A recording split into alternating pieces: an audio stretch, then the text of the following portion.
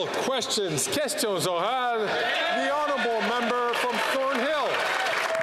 After 9 years of this Liberal-NDP government and their soft-on-crime policies, Canada's criminal justice system is broken and Canadians feel unsafe in their neighbourhoods. Here's where we're at today. The biggest gold heist in Canadian history, $20 million gone, several suspects involved with gangs and gun running, and they're already out on bail 24 hours later. Wow. Why does this government think that gangsters who steal millions of dollars deserve to be released back into the community? That's right.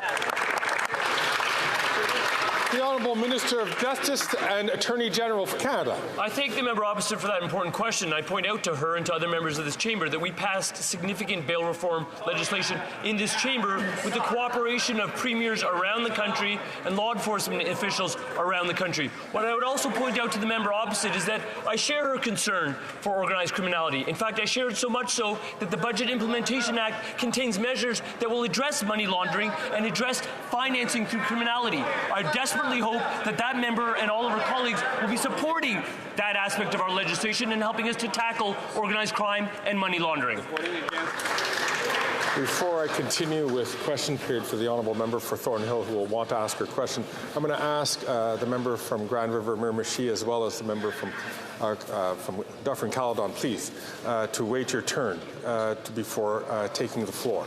The honourable member from Thornhill. Speaker, it didn't work because Liberals do think that these criminals should be released back into the community because they passed the very bills that made it possible. And they are the reason why gun runners and gangsters who steal millions of dollars in gold get turned back loose into the streets. Did the Prime Minister get a little golden nugget from these criminals to pass his catch and release Bill C-75? When will they finally reverse these policies, protect our communities, and keep criminals in jail where they belong?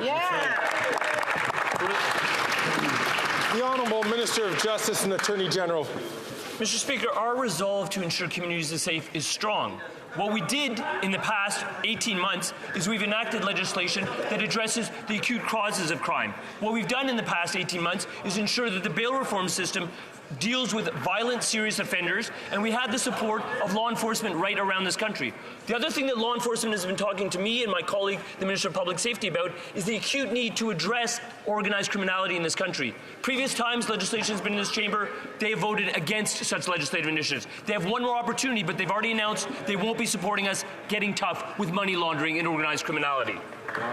The honourable member from Thornhill. Speaker, they're out on bail less than 24 hours later. The Liberal incompetence touches so much more than the criminal justice system.